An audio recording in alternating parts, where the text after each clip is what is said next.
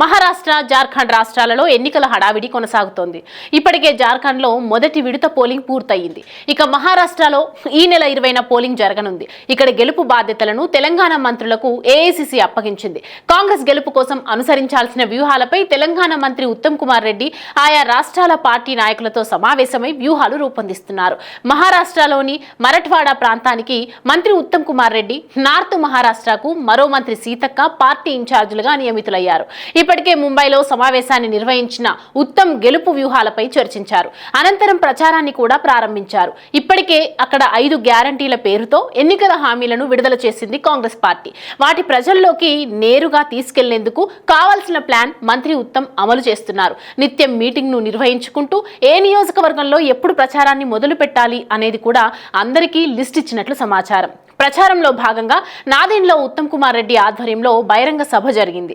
ఈ సభలో ఏఐసీసీ అగ్రనేత ఉత్తమ్ కుమార్ రెడ్డి పాల్గొని మాట్లాడారు. రాష్ట్రంలో 2 సిద్ధాంతాల మధ్య పోటీ జరుగుతోందని తెలిపారు. తాను ర్యాలీల్లో ఎరుపు రంగు పుస్తకం ప్రదర్శించడంపై బీజేపీకి అభ్యంతరం పడుతోందని విమర్శించారు. కాంగ్రెస్ కు రంగుతో సంబంధం లేకుండా రాజ్యాంగాన్ని కాపాడడానికి కట్టుబడి ఉన్నట్లు పేర్కొన్నారు. రాజ్యాంగాన్ని కాపాడడానికి అవసరమైతే ప్రాణాలు వదులుకోవడానికి సిద్ధంగా ఉన్నామని పేర్కొన్నారు. రాజ్యాంగాన్ని తాను చదవలేదని మోడీ భావిస్తుంటారని రాహుల్ ఎద్దేవా చేశారు.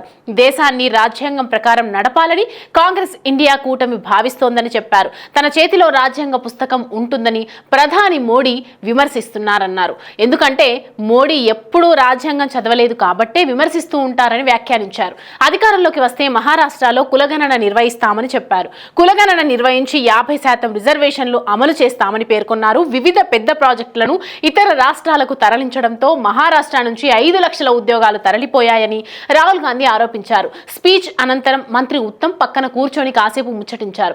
సభ ఏర్పాట్లు బాగున్నాయని చెప్పినట్లు సమాచారం. ఉత్తమ్ వ్యూహాలు అద్భుతంగా ఉన్నాయని రాహుల్ ప్రశంసించినట్లు తెలుస్తోంది. ఇదే స్పీడ్ తో ప్రజల్లోకి వెళ్లమని రాహుల్ గాంధీ సూచించినట్లు సమాచారం.